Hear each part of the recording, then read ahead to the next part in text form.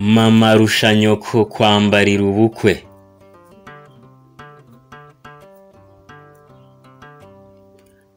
Ikigori.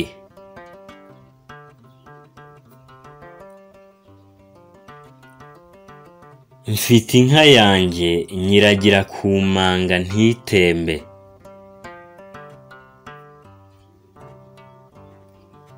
Amatwi.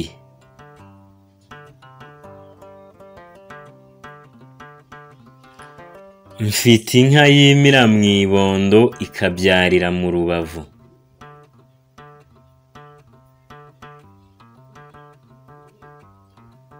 Ikigori.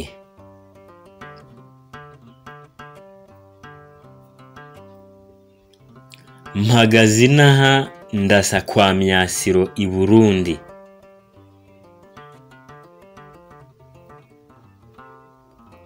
Umurabyo.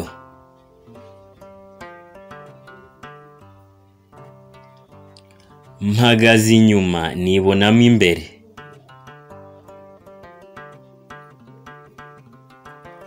Kwirebera mu kirahuri cyangwa mu ndorerwamo.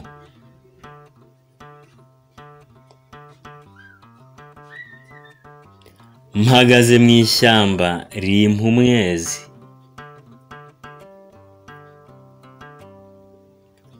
Ibarizo.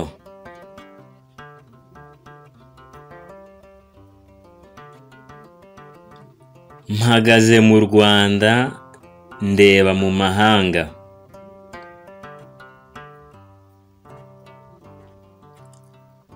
Televiziyo.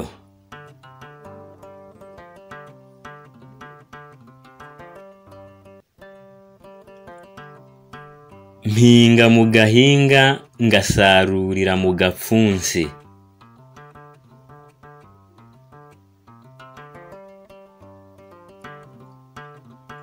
Umusatsi.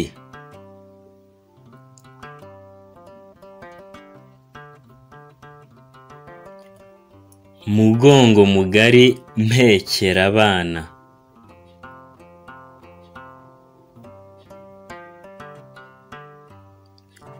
Uburiri.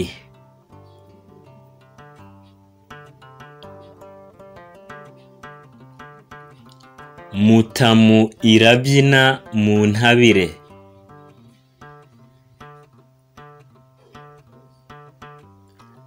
Imbwa mu masinde.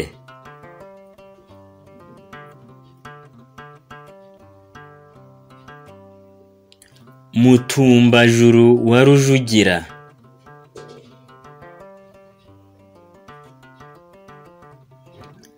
Umwumba w'insina.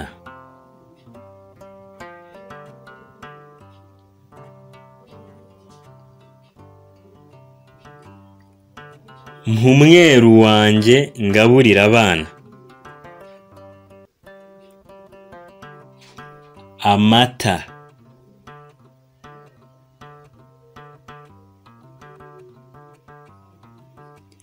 Mfite ibuye rimena irindi.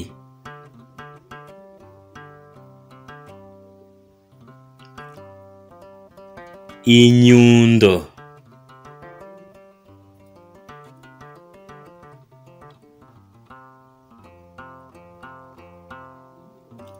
Mpagaze hasi umutwe nywukoza ku ijuru.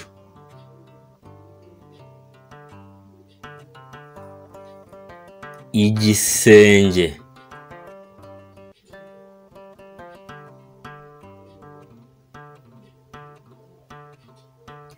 Mpeka nanjye naguhetse.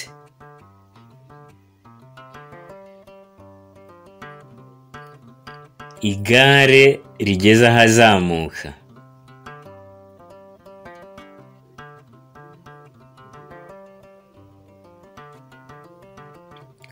Mfite inkwi zanjye zumye ariko ndazicana ntizake.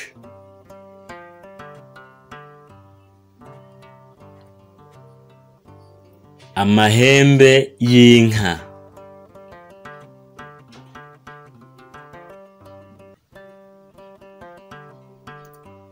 Mirisupu ngasiga inyama. kurya igisheke